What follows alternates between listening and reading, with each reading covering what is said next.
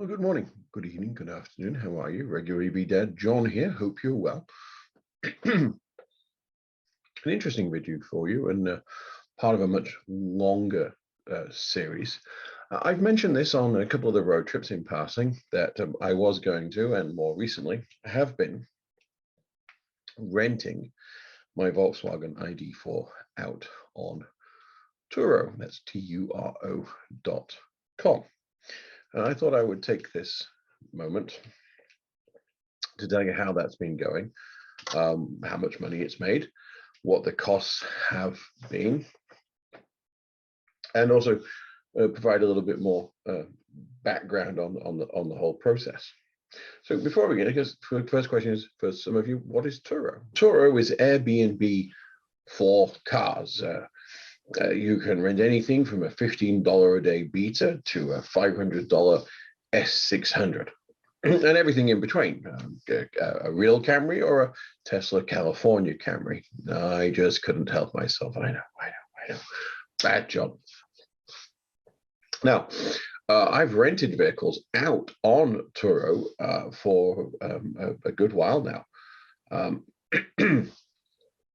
The 10-seater Transit 350 XLT passenger van, the ex-Google minibus that we have, we rent that out almost year round, except for during the height of some of the fire season when we have all the seats out of it and have the dog stuff stacked in there ready for evacuation, because where I live, fire can be pretty serious pretty quickly. That's how seriously we take it. There's a go bag and the dog crates in there at all times. I've also rented from Turo everything from trucks, the F-150s, F-250s, for hauling stuff around, construction, equipment, all sorts of project stuff. And then I've rented a couple of times. I rented a Model S as a see if it would work for the family, more to convince Mrs. Garside than anything else. We rented that for the weekend, took it down to, I think it was San Luis Obispo and back. Filled the frunk with the meat at Costco to demonstrate its versatility. And then, I'm not a good person. The bad rental. And so so the bad rental was actually a good rental for me back in June of 2020 when we were in the height of lockdown. It was the weekend when sadly George Floyd was well, anyway, and we had all the shutdowns across the country and stuff. I was helping my wife out by driving to Cheyenne and back in 3 days, 3,000 miles, and I rented a Model 3 long range for that particular job. And the poor chap was renting the vehicle for $78, $84 a day, I think it was. And then crucially, $14 a day for unlimited miles and supercharging. My supercharging bill was $168. He'd made a mistake. Anyway, one of those things. And in fact, interestingly, he recently reached out to rent the ID4.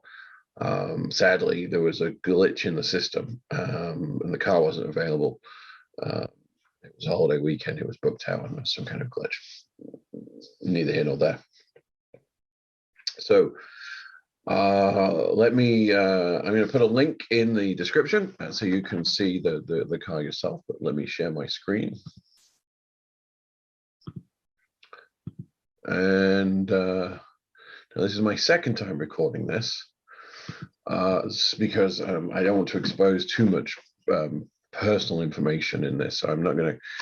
I'm going to flick out of screen and not because you can find where I live without any major trouble. But I tried blurring out the addresses and profile information and of other people, and it was just an editing nightmare. So. As it currently stands, 4 completed trips. It's actually, I think it's on its 5th one right now. Now on the with the other van, I keep two different logins. So I expect problems with the EV. I expect people to have charging issues, and I don't want that to negatively affect my ratings. So I'm keeping the van and the car separate for now. Not only that, but I also have them insured differently. So on the van, I take 80% commission. I think it's actually 85, something like that. The insurance levels are different on it. Whereas on this one, it's fully protected, no deductible my end. I get compensated for loss of use, loss of rental income. Now that does cost me 40%, but I'm also charging a premium for the vehicle as well. So it all evens out, but you can't have two different insurance packages. So this is how I manage that. And I'll show you the, we've had positive reviews. Norman, thank you very much. Really fun car. A bummer to go back to my own. What a lovely thing to say. And so let me show you on the earnings, which is the reason we're really talking about this.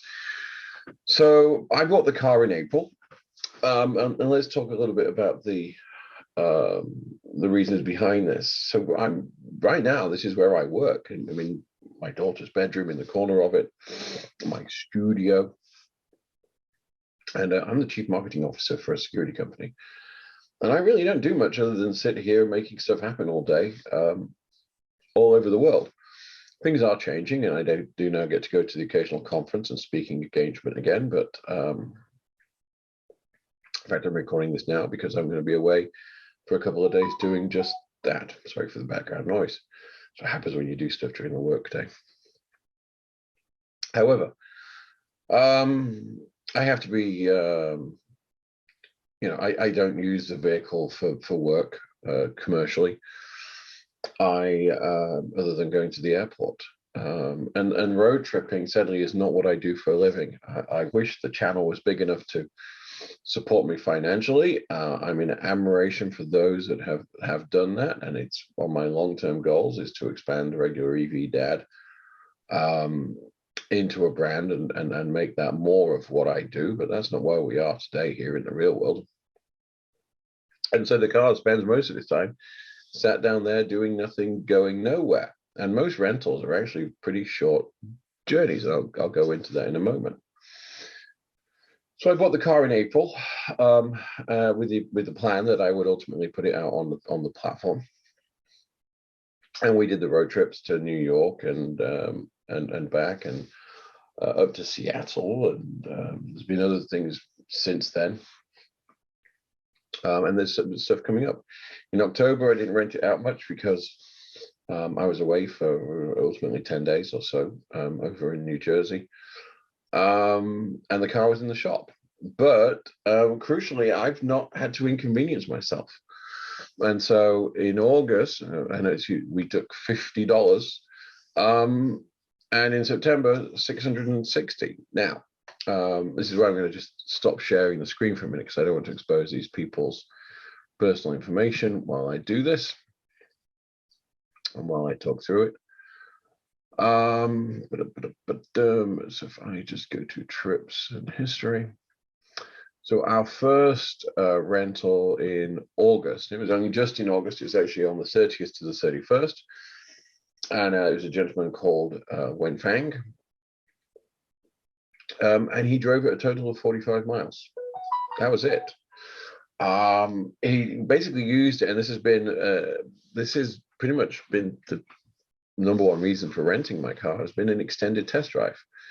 In his case, he took it from here, took it up to Fremont to his factory, put it in the factory, and then the next day he drove it back. That was it.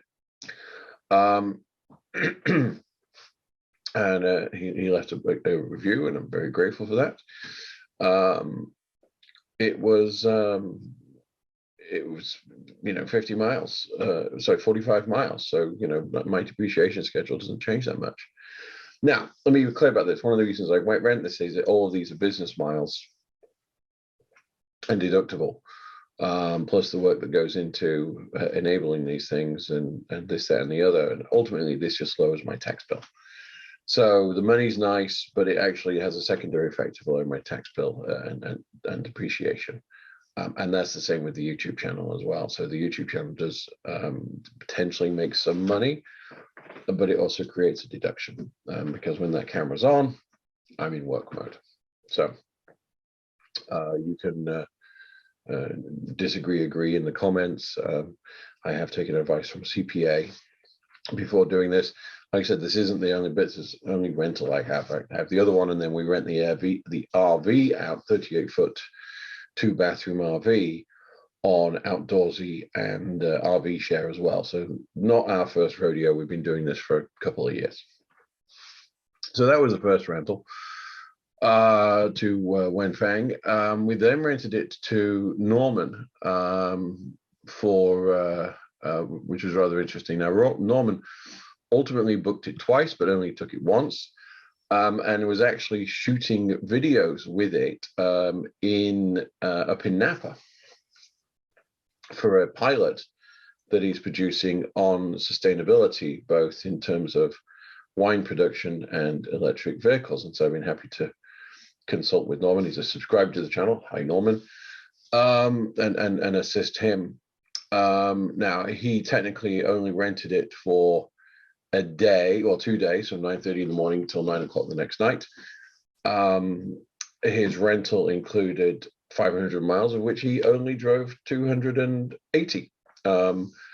And that produced a revenue of $123.30 to me, which is fine. The total, he actually paid $200, but $69.70 of that went to Turo for insurance and sales and all those things. And Norman's going to be borrowing it again to do some more shoots and reshoots, and I have a feeling we'll be working together on one thing and another in the future. It was lovely meeting you, Norman. The next rental was very interesting to Vanna. I hope I'm pronouncing that right. And she was bringing her and her husband traveled with her 2 boys. One of them's going to college here in San Jose. They came up from La La Land, and they rented this instead of renting a Tesla or anything else. They rented this. They've been looking at getting an electric car. This was their first experience. They did everything. Their hotel had a charger. They had they tried DC fast charging. They got a shitty charger. They got one of those ones we hate when it only charges at 35 kilowatts because it's just a bad charge. And you'll find I'm quite forgiving about these things. Yes, it's meant to come back at XYZ, but if I don't need it, it's one of them things. And they were lovely. I met them at the airport, and in their situation, that rental, they only drove 363 miles out of the 1,000, which they could have done. And then my earnings, so that was $305, which is, pretty good thing. Now, that was a Wednesday through Saturday. That did include delivery and pickup to and from the airport, just from San Jose Airport. I wouldn't take it up to San Francisco. It's too much of a pain in the butt to get back.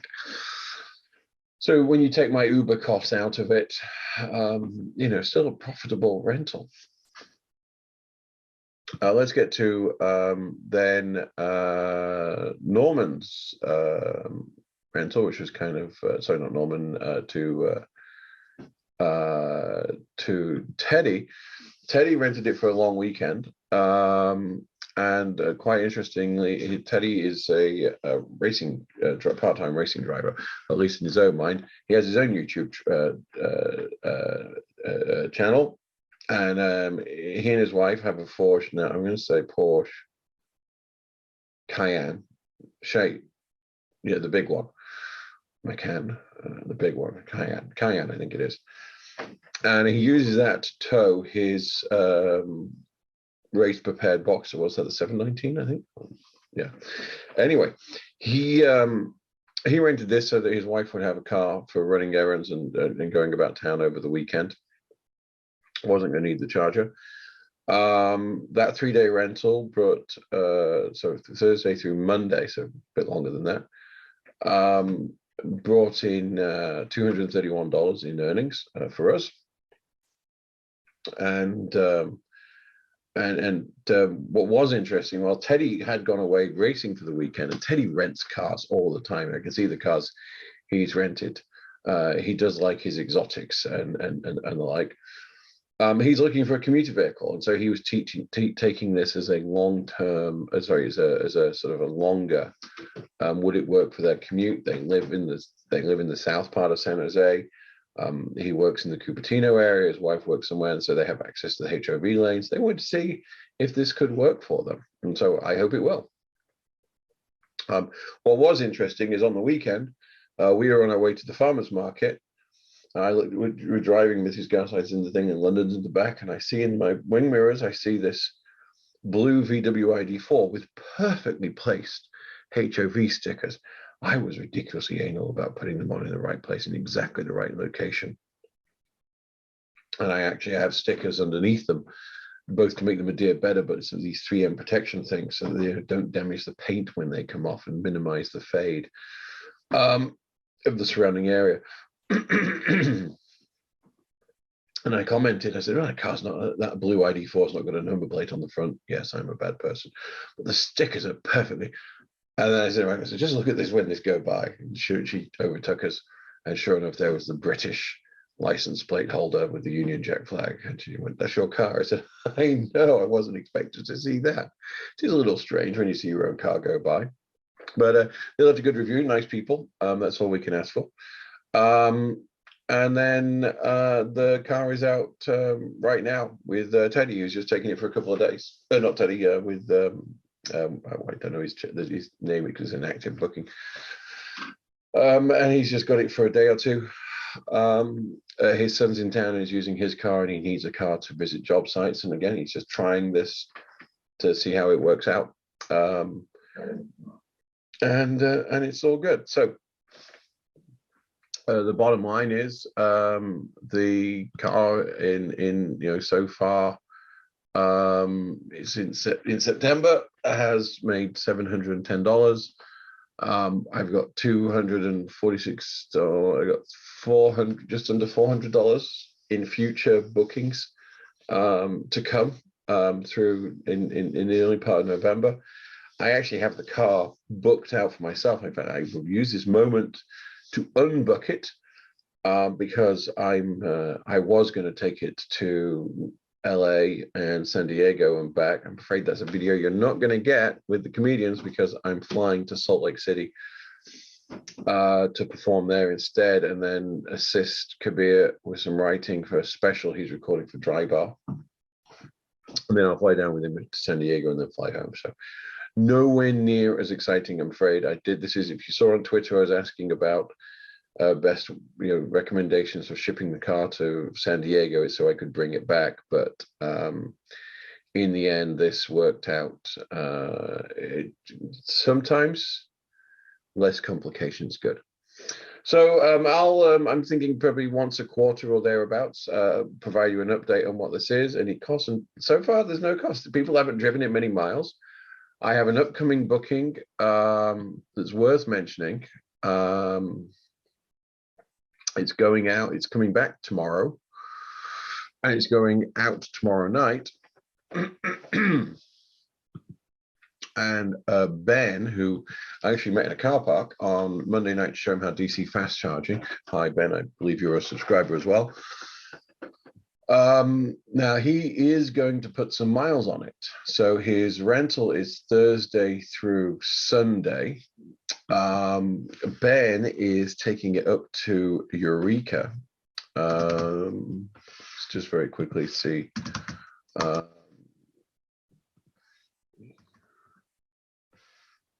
I did this the other day, and he actually has there's a chance he can go to a really cool charger. I know, cool charger. How weirdo can you get?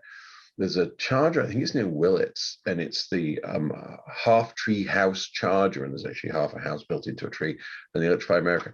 I've driven past it on my way on an RV related issue before it was commissioned, but the green lights were on, and I was like, oh my God, that's really cool. It's on 101. It's up near Leggett, actually not Willis, Leggett, I think his name. Anyway, so his journey is 321 miles. Well, that's from my house. It's a little less from his because he lives up in Castro Valley, but it's still a journey. So I was showing him how DC Fast Charger worked, introduced him to a better route planner. And the good news is there are DC fast chargers in Eureka that electrify America. So, he's going to have enough energy to get there, to tootle around for the weekend and get back. Yeah, thoroughly nice chap. It was good meeting him. So I wish him a pleasant rental. His total, if he just went there and back, would be 650. So, he might go up to and may go over the approved 750, at which point he would pay me 28 cents a mile. It's not the most profitable booking. He's prepaid for electric charging, which is fine because it's going to come here and just get plugged in. My solar panels don't cost that much to charge. Yeah, they gave him 2 discounts of early bird and a 3-day plus booking discount, so it is what it is. Yeah, I'm making more than 50 cents a mile basically as it currently runs, and that's the important thing. All right, enough waffling, John. More, like I said, I'll try and do these a couple of times a year and talk about them in the aggregate. And any issues that come up. But other than that, if you want to rent the vehicle, there's a link at the bottom.